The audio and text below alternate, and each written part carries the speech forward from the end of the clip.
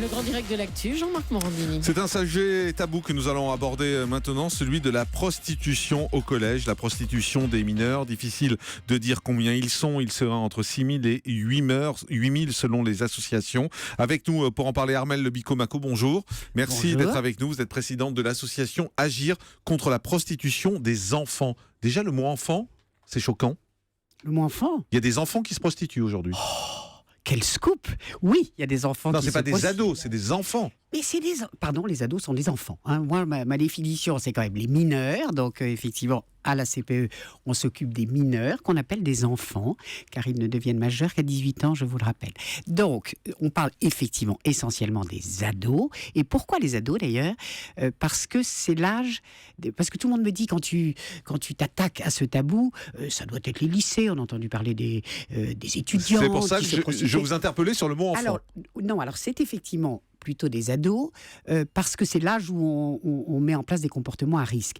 Et ceci fait partie aujourd'hui, et c'est en ça que je gueule, je râle, je dénonce, parce qu'on ne le dit pas assez. D'ailleurs, incidemment, merci, parce que ça fait la deuxième fois que vous m'invitez, et j'ai vraiment besoin des médias, juste pour alerter sur le fait que aujourd'hui la banalisation de la sexualité, on va dire, hein, c'est l'accès au porno, c'est l'hypersexualisation des petites filles. Enfin, il y a des tas de phénomènes qui font qu'aujourd'hui, ça devient banal. Voilà, expliquez aux parents qui nous écoutent, qui ne savent peut-être pas, où se fait cette prostitution la plupart du temps. Ça se fait dans les lycées, dans les collèges ?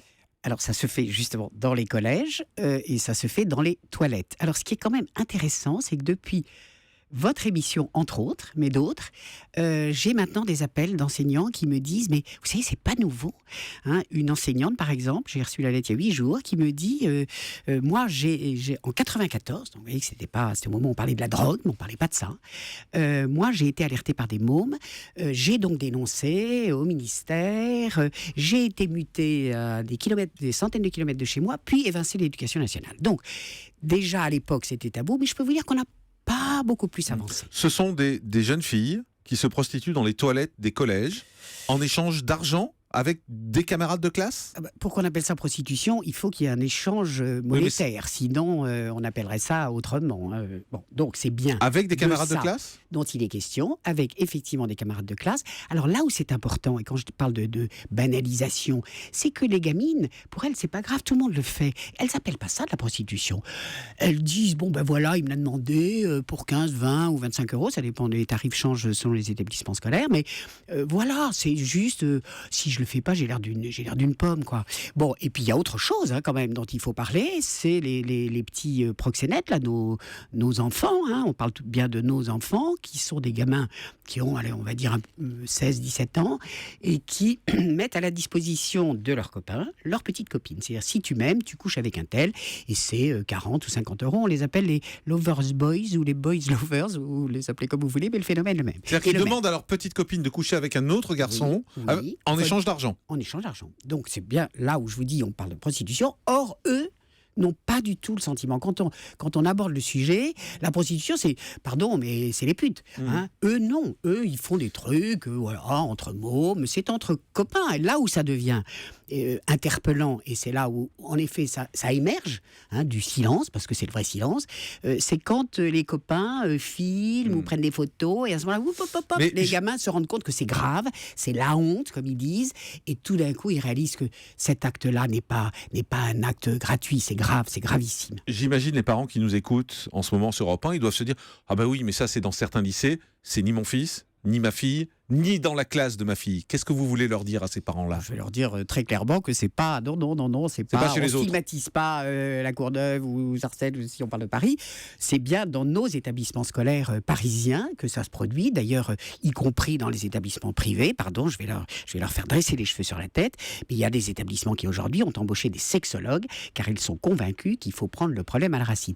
Mais moi, là, puisque je suis en direct, je voudrais aussi pouvoir dire, bien sûr, que je veux pas faire peur aux aux parents. Je pense que les parents sont impliqués. Les grands-parents doivent l'être aussi. Et je le sais, je suis président de l'école des grands-parents européens. Et croyez-moi, c'est un sujet qui commence à émerger aussi parce qu'on se dit qu'est-ce qu'il faut faire. Mais j'interpelle aussi les enseignants. Parce que moi, je ne fais pas que dire, mon Dieu, soyez conscients que ça existe. J'ai mis au point un kit pédagogique qu'on peut très bien se procurer en appelant la CPE. Et donc, c'est sur un site internet. C'est très facile d'accès. Et le sujet, c'est dès la maternelle.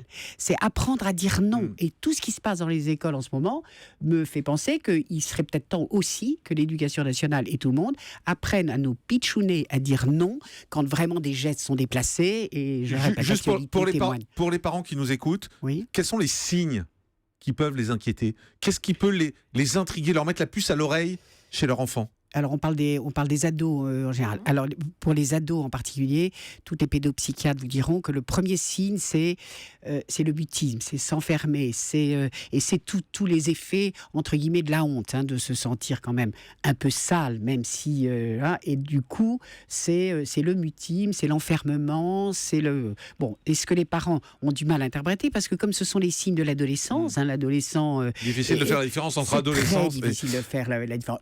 La seule façon de l'évoquer, de savoir, c'est de l'évoquer. Vous savez, les mômes... D'en parler. Oui, il faut en parler. Bien sûr. Est-ce que ça existe dans ta classe? Est-ce que ça existe dans ton école? Est-ce que tu as déjà entendu parler de trucs comme ça? C'est une bonne solution. École, ou auprès de tes cousins, c'est une bonne solution. Copains, Un mot quand même, parce que la brigade de protection des mineurs de Paris, le commissaire qui en a parlé dit... tout ça, finalement, c'est minime. Les chiffres sont pas du tout, vous parlez de 6 000 à 8 000 mineurs, eux parlent de 20 à 60 cas. Ils disent, nous ne sommes pas en Thaïlande. C'est pas à ce point-là. Vous grossissez les choses. Alors, puisque vous parlez du commissaire Vianney, il est venu C'était sa à mon déclaration, colloque. Il a passé effectivement l'intégralité du colloque avec moi.